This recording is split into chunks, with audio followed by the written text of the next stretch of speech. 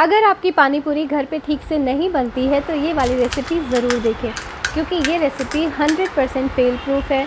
और इतना ही नहीं, बहुत ही कम मेहनत में आप सिर्फ 15 रुपये में मार्केट जैसी क्रिस्पी और कुरकुरी 100 पूरी घर पे बना सकते हैं।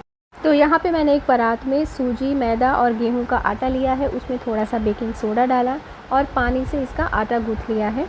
और फिर इसकी छोटी छोटी लोइयाँ बना लेंगे और फिर हमें पानी पूरी की पूरियों को बेल लेना है। एकदम छोटी छोटी बेलेंगे, बस 2-3 बेलन लगाने हैं। और ये देखिए हमारी पूरी तैयार। इसको एक गीले कपड़े पे हमें बिछा देना है और थोड़ी देर ढक के छोड़ देंगे। तेल को गर्म करेंगे, एक एक पूरी डालेंगे, झारे से इसको थोड़ा सा दबाते जाएंगे और इस तरीके से हमें सारी पूरियाँ फ्राई करनी है। तो ये देखिए एक एक पूरी जो है आपकी गुब्बारे की तरह फूलेगी। इस रेसिपी से सारी पूरियाँ कुरकुरी और क्रिस्पी बनती हैं, नरम बिल्कुल भी नहीं पड़ती हैं। तो पूरी डिटेल वीडियो जानने के लिए मेरे चैनल स्टोरी ऑफ स्पाइसेस पे ज़रूर विज़िट करें।